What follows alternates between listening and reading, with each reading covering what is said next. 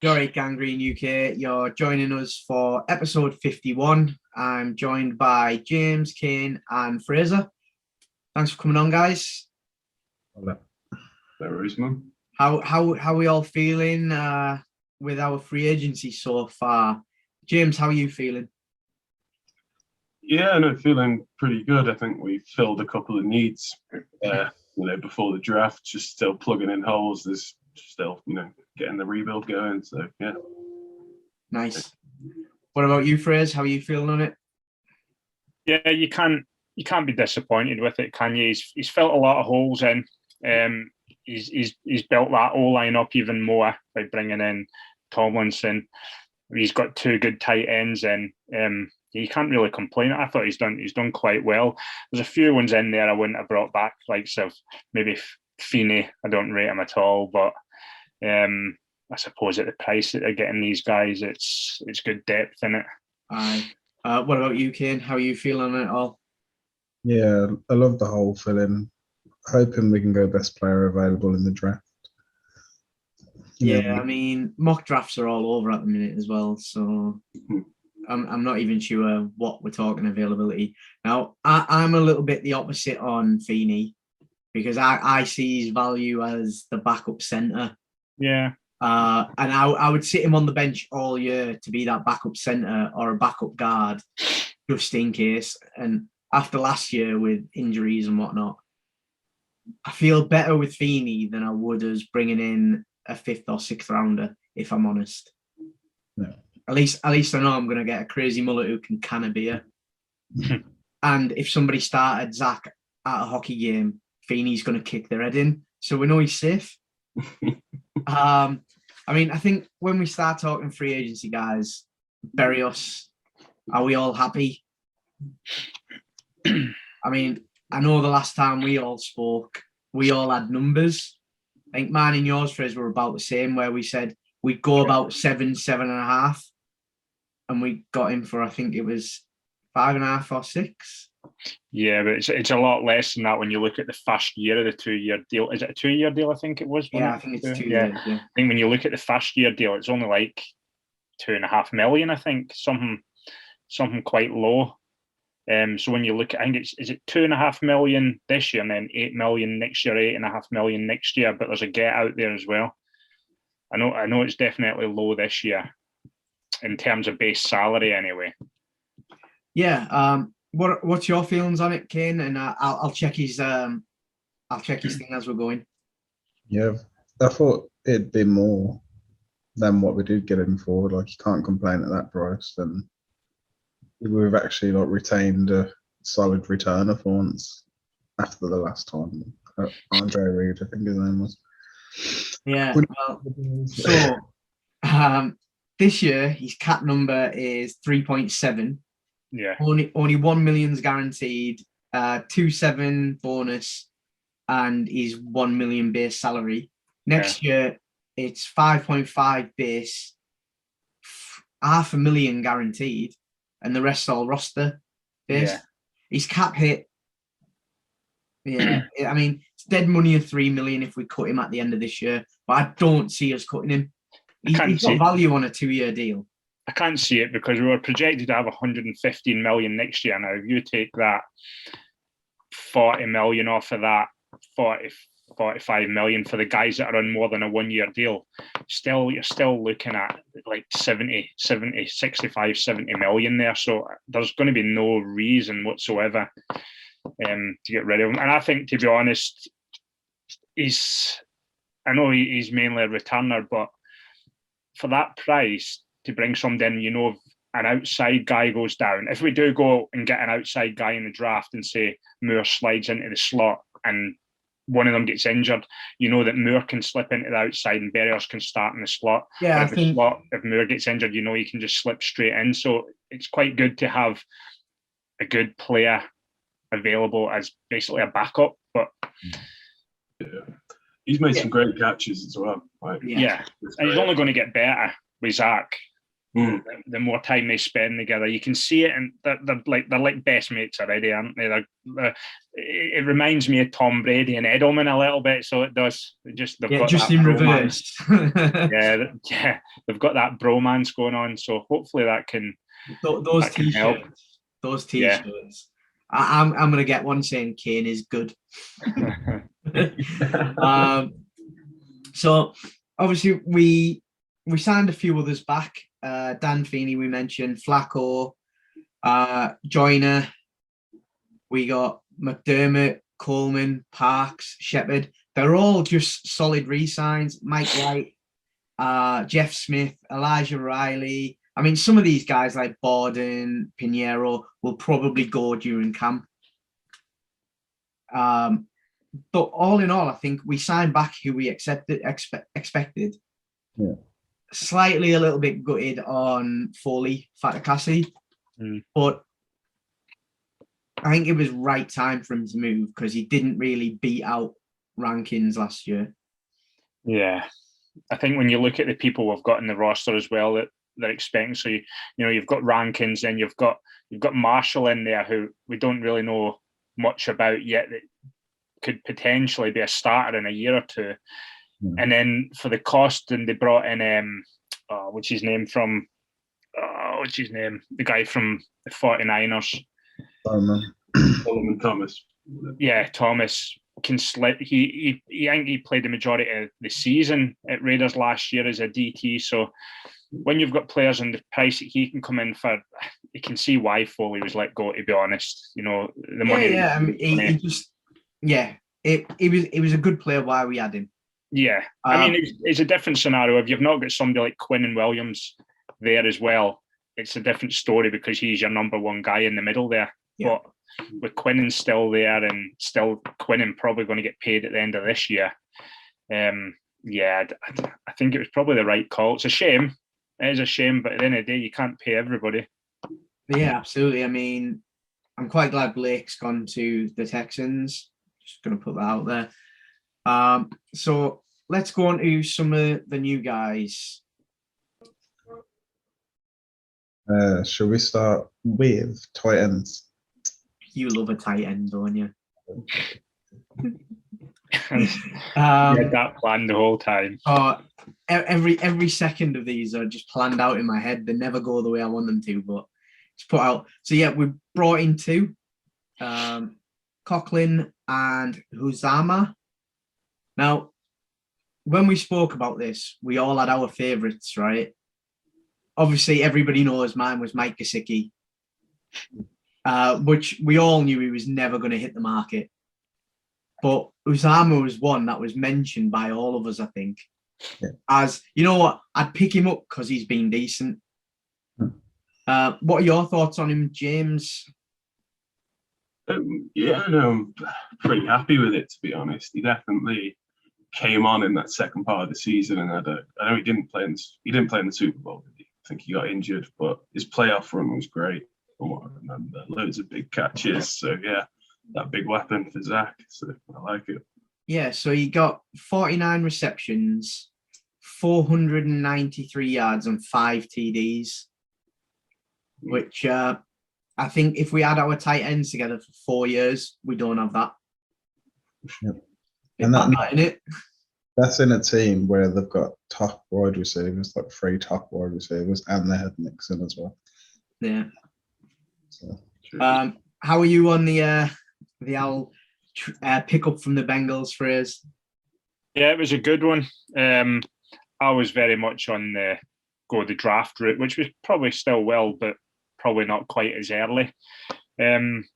Uzama's, I don't know much about Conklin, to be honest. Uzama, though, I think he's going to be more, he's going to do a lot for Zach in the red zone. That's where we kind of lacked last season with Zach. I mean, he had Griffin, but for some reason he had a horrible season. Uzama's reliable. He's a good blocker. It's going to help Michael Carter even more. But I think the thing about Uzama that stands out is he's exactly the type of person you want in your locker room. You can tell that just by following him on social media. And watching the video that the Bengals put on once he did leave, thanking him, like you can tell he's the exact type of character and leader that we need. I think he's going to be one of the best pickup free agents we have had this season, to be honest. Probably in a long time. Because when you think about it, that 1 year, you all remember that year where Sam looked good in the last 6 or 7 games, was all Griffin. It was, yeah. And we even said Griffin created 2 seasons off 7 games where he made what was average play look good because he caught it at the right time. Yeah. Conklin's numbers, to be honest, been in the league 4 years and missed 1 game. And it wasn't a major injury. It was just, he was rested. And last year, 61 receptions, 593 yards, and 3 TDs. So collectively, the 2 tight ends that we've picked up, which we all know Salah does like 2 tight end sets, is over 1,000 yards on 100 receptions and 8 TDs. Sorry. So if we were getting that again this year, we cannot be upset. I mean, even when you look at it, like last season, we had how many games we had? It was just like Saberios, Moore, a lot of small receivers we had out in that field. We didn't really have anybody that was contesting anything, and that would have been hard for Zach because his first year in the league, his accuracy is not going to be spot on, and even in his second year, his accuracy is not going to be as good as what you. Well, I hope it's as good as what we expect, but it's not going to be amazing yet. He's still learning, so having these big guys playing is going to help him big time. I mean, he's the best player we could have had on the field for that last year would have been Corey Davis, and well, didn't exactly work out last year, did it? He missed a lot of games, so he didn't really have anybody there for the contested catches, which makes me think that that's why we'll go for, or why he wanted to go for Tyreek Hill and he wants to go for a speedy receiver. Yeah, I don't think it's off the cards for that at all. I mean, I'm happy with tight end. When we look at other offensive, because obviously you've just mentioned there the blocking, we're hearing rumours AVT's moving sides, which any other player going into their second year moving sides, I'd be bricking it. But it's AVT. Yeah. I mean, they could tell me he was going to play a quarterback and I wouldn't be worried. Just AVT, innit? Pretty confident he'll be okay, to be honest. And bringing in a left guard like Lake and Tomlinson, who has missed 1 game as a healthy scratch when he was rested in a playoff, I think it was a week 16 before a playoff game. Yeah. Like, I'm struggling to put into words of how important that is, because he's from San Fran, he's played with Salah, he knows the scheme, he knows what they're going to be running, he knows LaFleur. Everything about this pickup screams amazing. But he's a veteran as well, so you add that into all of that. Yeah, and his contract's not terrible. No, it's not for a Pro Bowl player. 3 years, and his cap number, don't get us wrong. This year's 5.3 mil. Next year's 17.3, and the year after 17.2. And there isn't really a get out. But I'm happy paying that, because it's 3 years. So then AVT will be coming into his 4th year. We'll be just about to take his option. You move him back over, and then by that point, we've got another guard stepping in anyway. We've already drafted to build up. They're building it perfectly to move it around. Yeah, smart. Any input on Tomlinson, James? No, mate. Just a second what you say. The best ability is availability. So if you've got a man like that who's performing at a Pro Bowl level, we're going to have him for 17 games next year. Yeah, huge move in the same system. Probably our best signing. Thing is as well, right? When you see him in interviews, he looks genuinely fun. Yeah, like he's just stood there like, people try and hit me, and I stop them. I love it when you see players who genuinely kind of just, ooze that I love what I do. Yeah. Before we jump off, I'm not even going to give anybody a chance to look this person up, but Greg Zerline, Greg the Leg. To be honest, I thought he was about 96.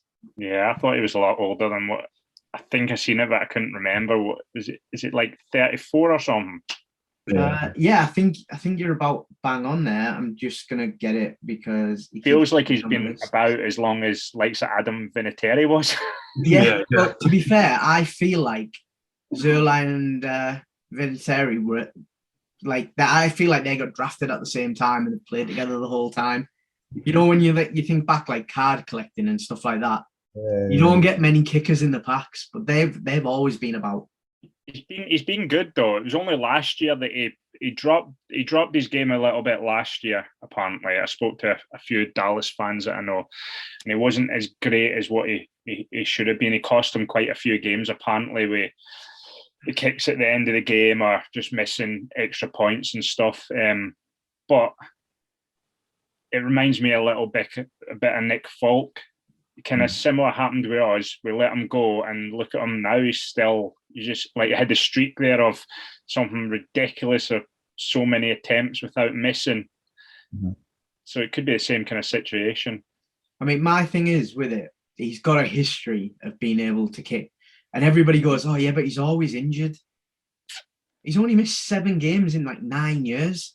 Yeah, and 4 of them were back to back, and it was 4 years ago. And people seem to hold it against him. But, I mean, let's face it, if you were playing for Dallas last year, it was going to be hard to be motivated because they were a dumpster fire. Mm. Nothing clicked for them. On paper, Dallas should have won their division. Like, on paper. Yep. And in reality, they couldn't even win a freaking coin toss with a dodgy coin. Like, yeah, I don't know. I'm really happy with it. We've got a kicker who's made kicks over 50 yards and can do a kickoff. Yeah, I agree. It's considering what we can pick up at this stage and what's available.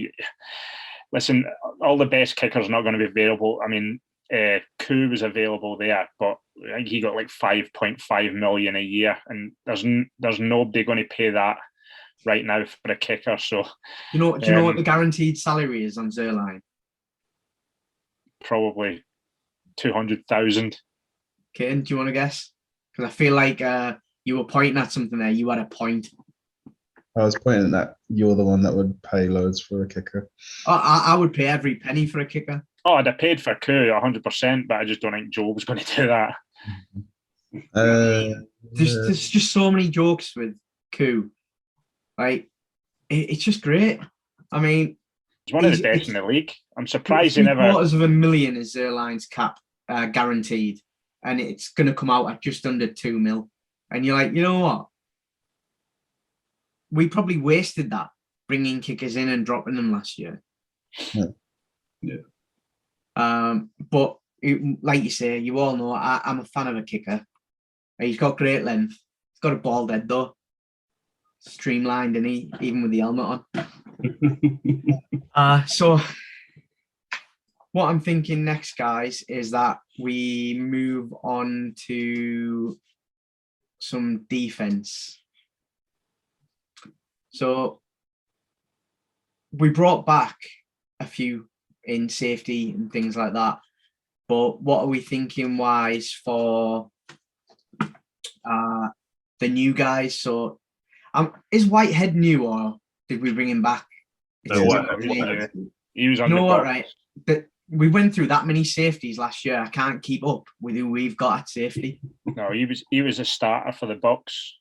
He's if you ever play Madden, say about 3 years ago when hit stick used to be amazing and you could just hit stick everybody with your safeties and everyone would fumble. That's exactly what he's like. He's just an absolute weapon at hitting people. Yeah. Angrily hits people. Yes. and loves it.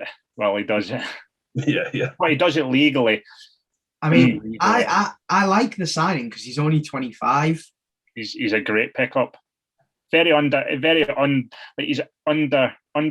under the radar type of player, but he's a bit like JC Jackson was for cornerback for the Patriots until this season.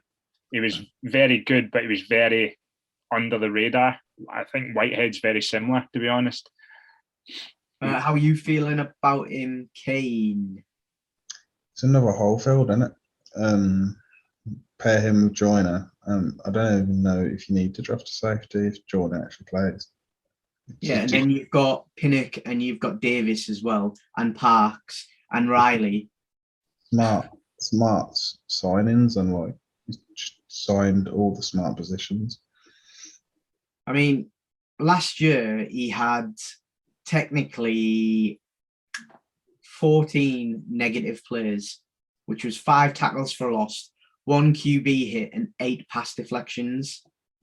He had 2 interceptions, 1 fumble forced, and he played 69% of all snaps on defense.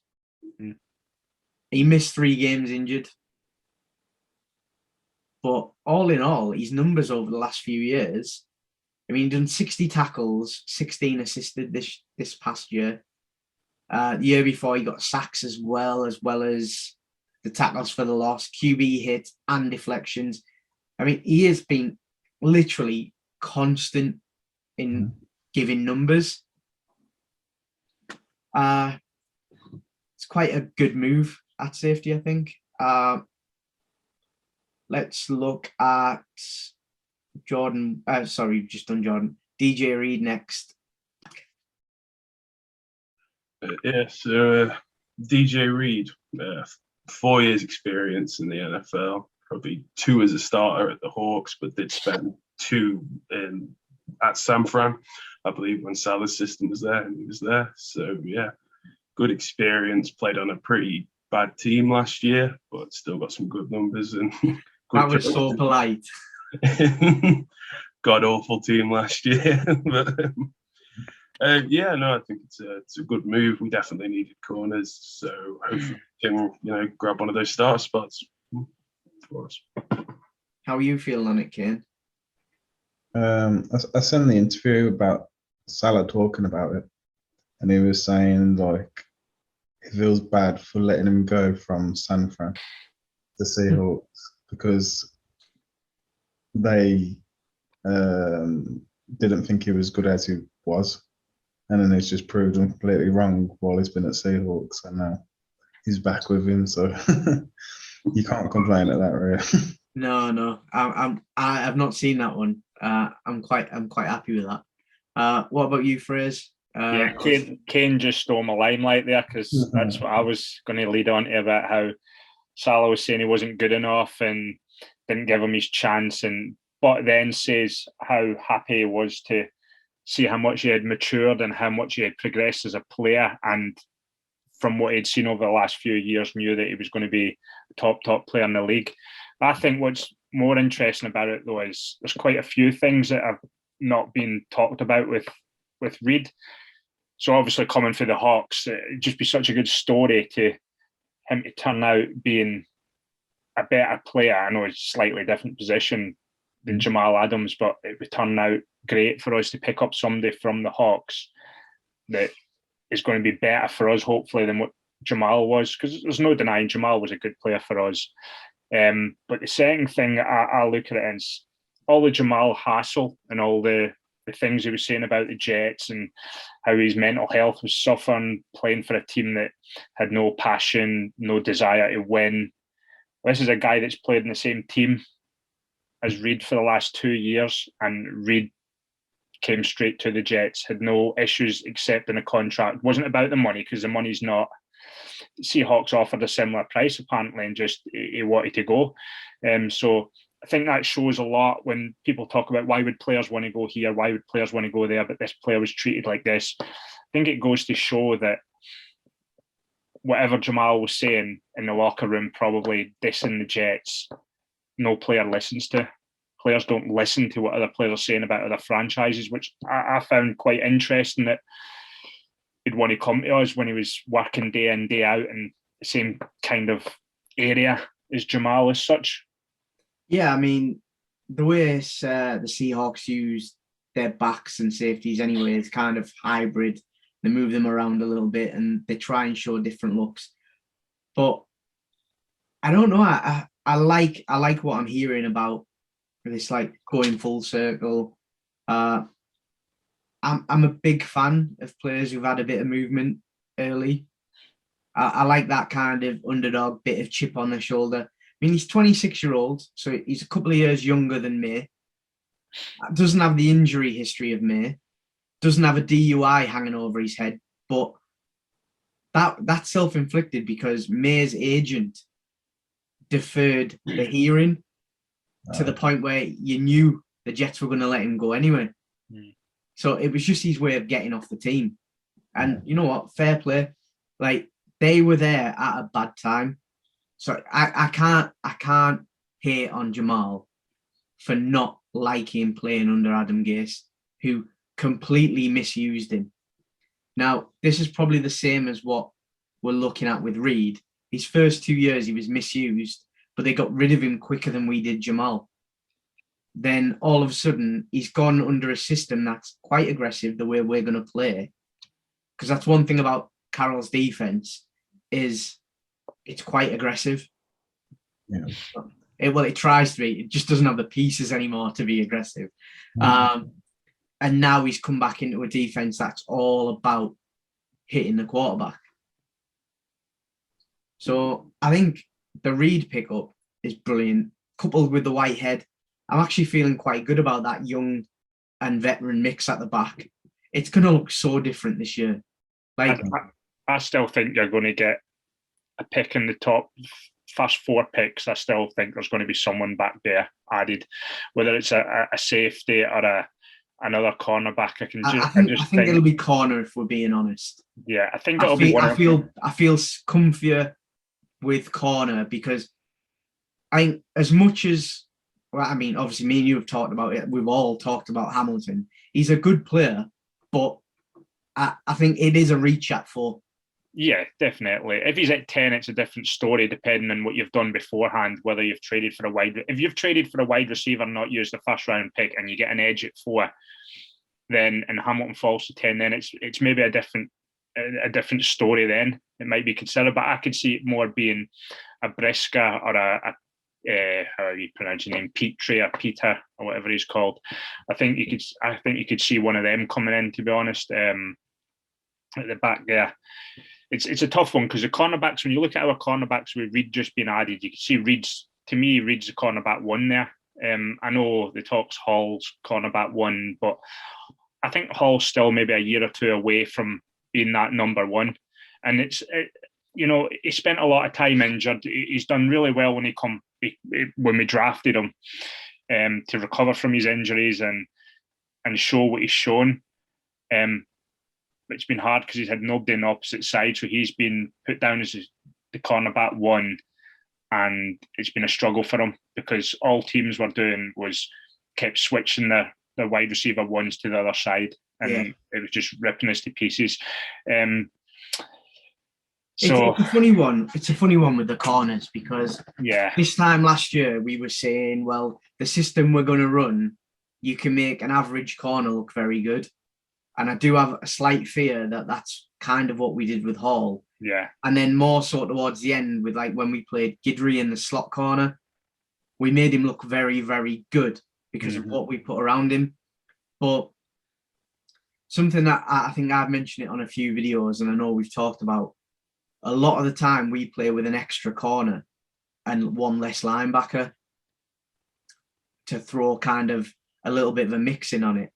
Now, I can see us taking a corner at 4 or 10. Yeah. And it will be they will be expected. If we take Sauce at 4, we're getting a shutdown. Yeah. I think he's gonna be one of those players, a bit like Nick Bosa. His first 2 games, you're like, oh, he's not quite as good as he was billed. And then all of a sudden he's just gonna pick off like somebody 4 times in 1 game. And hopefully it's like when we play Mac Jones. And like, it's going to be one of them. And you know what? Whoever gets him, is going to be awesome. He is that player like Kyle Pitts last year. Yeah. Like we all knew wherever Kyle Pitts went, It's going to be it was good. going to be awesome. And then his breakout game against Kane us. more than anybody. I mean, have you still got that tattoo on your back, or have you had it took off?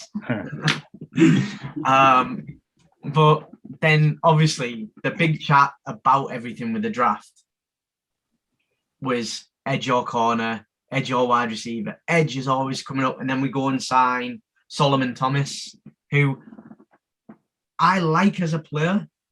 He's 27, so he's not as old as I thought he was. He's another one that I thought was about 96. But we didn't overpay for once for an edge rusher.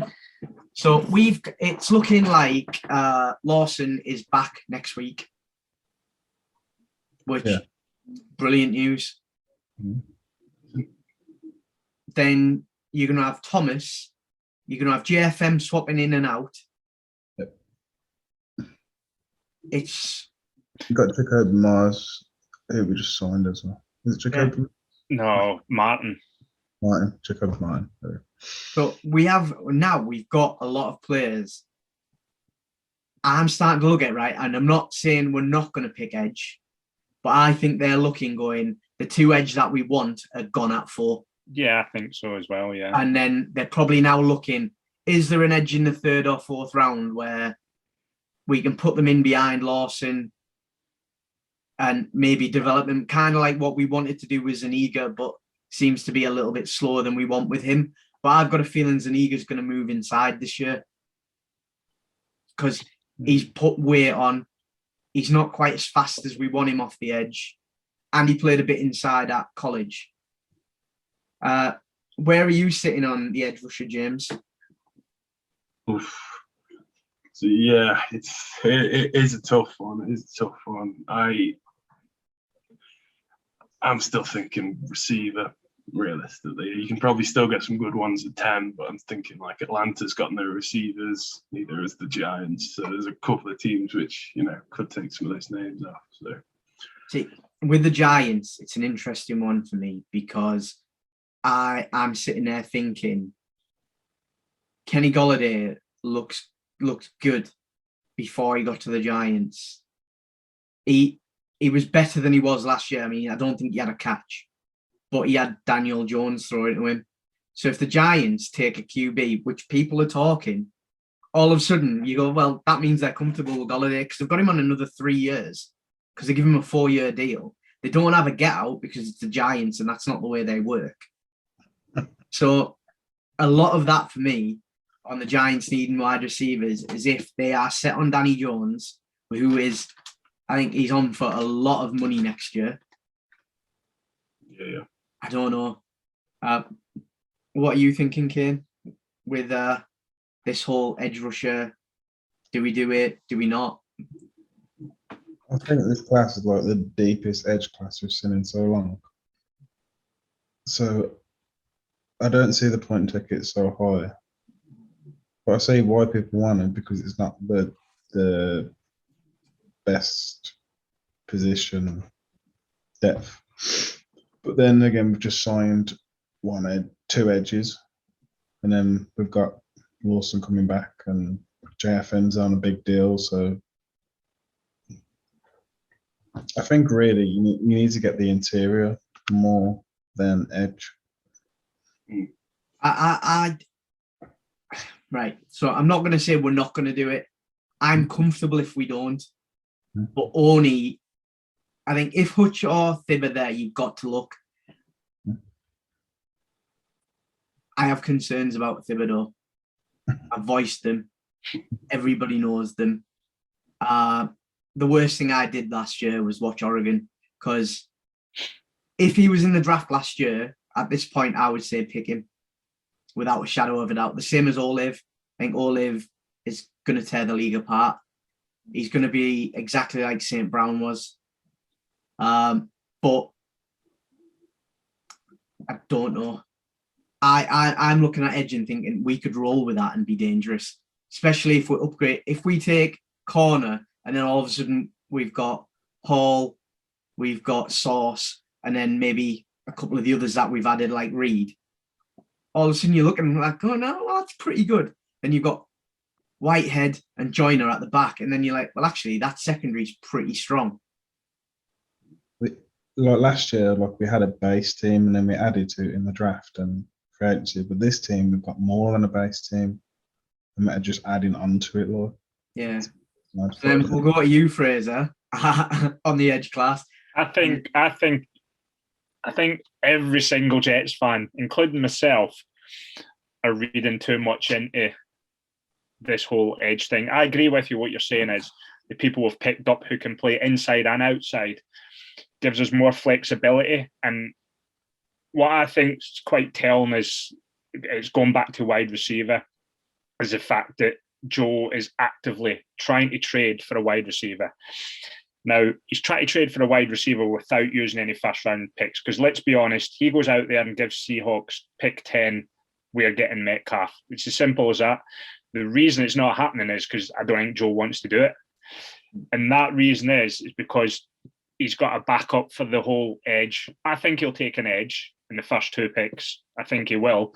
And I think the reason he's trying to trade for a wide receiver is so he has the flexibility if Aiden, or if he doesn't even like KT, is not there at 4, then he can get your Walker or your Johnson at pick 10.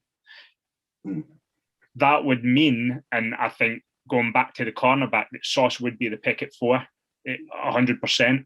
So you'd be going defensive your first 2 picks, but I think that's what he's thinking, and that's why he wants to get a wide receiver, because a wide receiver, if you look at the wide receiver class, you've got a lot of top talents there. However, the teams that want and need wide receivers in that draft from like 15 onwards is very high. Yeah. If you don't take a wide receiver early, you're not getting a wide receiver 1 in the second round. I don't even think the likes of Watson last. I think Watson would probably be still gone by the second round by the time we pick. Yeah, I think you might be right there, to be honest. I think we'd have to trade back in. Yeah, and I don't think he wants to do that. I think he would rather trade the seconds and get a wide receiver pre-draft. That's just my outlook at it, and that's what I think he wants to do. When we look ahead of us, you've got the Jags, you've got the Lions, and you've got Houston, right? So Jags, I think they have to go O-line or D-line. It's got to be one or the other. They can't, like, when you think about it, they've got Etienne coming back at running back, who's dual threat. Like, I don't think they will go line. Where do you think they should go line? They should go Kwon, who pick 1. He should be going pick 1. But I don't think they'll pass in Aiden. I think so they're gonna go like D line or O line. It's definitely trenches. All right, yeah. Sorry, I got that wrong. Lions, I mean, that's another one. They could literally, the first 4 teams could go anywhere, and because they've got that many bloody holes. Lions will just do Lions. I mean, they weren't expected to take Okuda when they had, I think it was pick 2 or 3, whatever it was, a few years back, and they took him, and it was like, what? I mean, it was expected to go. It was very much like Sauce. It was projected around the 5 to 10 mark, and they took him at 2 or 3, whatever it was they were picking, and everybody was like, well, it's a bit of a shocker.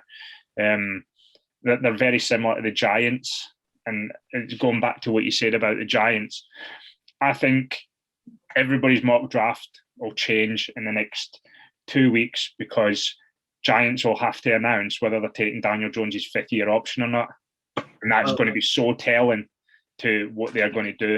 If they don't take his 5th-year option, they are going to take a quarterback. They've done it when they done it with Daniel Jones. It was very, are they going to take a quarterback? Are they not? And then the pick come in, and everybody was in uproar. What are they doing? What are they doing? It was such a big shock, and I think they're keeping it quiet, keeping it indoors, and I could see it happening again. I really could. Daniel Jones is just a worse Sam Darnold to me. He's just a worse Sam Darnold. I don't think they'll take his 5th, and if they do, they're stupid. But I think you'll see a shocker there. I think they'll want to take him, or take one of the quarterbacks. Sorry. I mean, it's probably one of the better ones when you think about it for absolute carnage, because I can see Houston taking a QB because let's face it, Mills didn't look great, but there was always that thing, Watson's coming back. Oh no, he isn't. But then obviously like what's happening with Baker? Well, the last we heard about Baker was teams are not wanting to pay what he's on, what his contract's on. They don't want to give him 20 odd million or whatever it is he's earning. Yeah, because he was the number one pick, wasn't he? So teams know that they're going to either, what they're trying to do apparently is the teams that are talking, but it's very hush-hush again. Like, there's not a lot of info there, but they reckon that the teams that are talking are trying to get the Browns to take on part of the salary dump. And if they don't, teams are just not committing to it and just waiting because he's going to get cut. Now, I don't think Baker is that bad where nobody wants him. I don't think he's that bad where nobody wants him. When you look at some of the quarterbacks that are going to be starting in this league, like your Drew Lock, people like that, I don't think Baker's that bad. I think it does just come down to his money, to be honest. So it's another one to watch for. I think it'll be another draft night. Somebody will panic. Somebody will want to come up for somebody, and Baker will be involved in a package. I can see it happening. Yeah, it's a funny one, but I mean, the only thing is, fifth-year option is the week after the draft. Is it after the draft this year? Yeah. Is it not before? Is it not usually before the draft? No. So the window opens. The deadline is set for May 2nd. Right. So it's like literally. I've just checked there because I was like, I added it in the diary and I couldn't find it. So yeah, it's just after, like literally the Monday after. You have to give the fifth-year option, so it could literally go down to the wire. But you've got to think he's got to be sat there thinking, if I don't have it on Thursday, I'm probably gone on Monday. But yeah, that's probably why the Giants especially have not said anything about whether they're giving him a fifth-year option or not, because you'd think they'd come out and just say, right, yeah, he's getting the fifth-year option or whatever. But the fact that they've not actually said anything, and Daniel Jones doesn't even know what's going on, I think that'll throw the whole draft as well. I think a pick like that will just throw it. I think more people are going to pick quarterbacks than we think this year. Yeah, I think people will panic. Panthers will panic. If Panthers don't hear anything about the Giants taking a quarterback at 5 and Giants take a quarterback at 5, Panthers will take a quarterback at 6 because they will panic. Mm-hmm. Yeah, they've just got Darnold, haven't they? Panthers. Yeah, but then there is quarterbacks out there who are available. There is, yeah. And let's face it, the Saints are probably going to release somebody because I think they've got 4 QBs on their roster now. Well, Bartles has already asked for his release and he's getting released, so he's gone. Well, yeah, well, when they bring Teddy Bridgewater in on a better salary, you kind of know one of them's on the way, and they've made Hill a tight end, and they've got Jameis, which, I mean, this year is going to be fantastic. I think we can all agree on that. None of us will ever get number 1 pick, I don't think. None of us will get it right. Maybe we'll get it right on the Wednesday before. No, I want it to be a corner. I want it to be him. I think he deserves it. And I think it's the right pick for them, but I can't see it happening. But that's who it should be. Anybody want to do a prediction for first player picked? So I'm going to give you it, Fraser. You can have a Conway. I don't think it will be, but that's who I want it to be. Yeah. James, what about you? Wilson Johnson, 4 and 10. No, I mean the number 1 pick overall. So who are the Jags going to take? Hutchinson, I think they take. Ruin his career as well. Yeah. I was going to say the same, but I'll just say Thibodeau just to be different. Yeah, I that's where I was thinking, to be honest. Really?